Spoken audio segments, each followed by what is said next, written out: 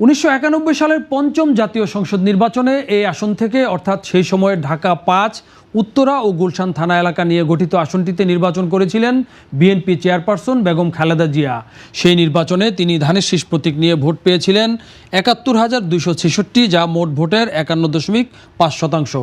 তার নিকটতম প্রতিদ্বন্দ্বী ছিলেন আওয়ামী লীগের সাহারা খাতুন। তিনি নৌকা প্রতীক নিয়ে ভোট পেয়েছিলেন ৪৫,৮১১ ভোট, অর্থাৎ মোট ভোটের ৩৩.১%।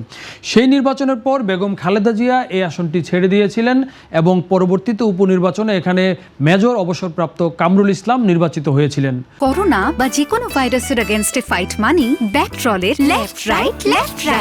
1996 সালের জাতীয় সংসদ নির্বাচনে এই আসনটিতে বিএনপির মনোনয়ন পান কামরুল ইসলাম এবং আওয়ামী লীগের একেএম রহমতুল্লাহ নৌকা প্রতীক নিয়ে ১,৩২,৪৪৩ ভোট পেয়ে বিজয়ী হন। তার প্রাপ্ত ভোট ছিল ৪৭.৫%।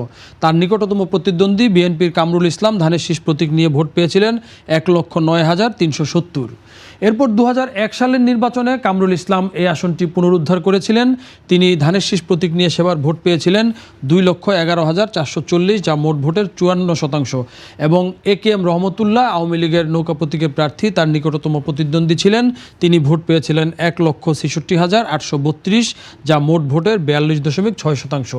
২০০১ সালের এই নির্বাচনে সারা দেশে বিজয়ী হয়ে বিএনপি সরকার গঠন করেছিল এবং খালেদা জিয়ার নেতৃত্বে সেই সরকারের প্রতিমন্ত্রীর দায়িত্ব পেয়েছিলেন মেজর অবসরপ্রাপ্ত কামরুল ইসলাম।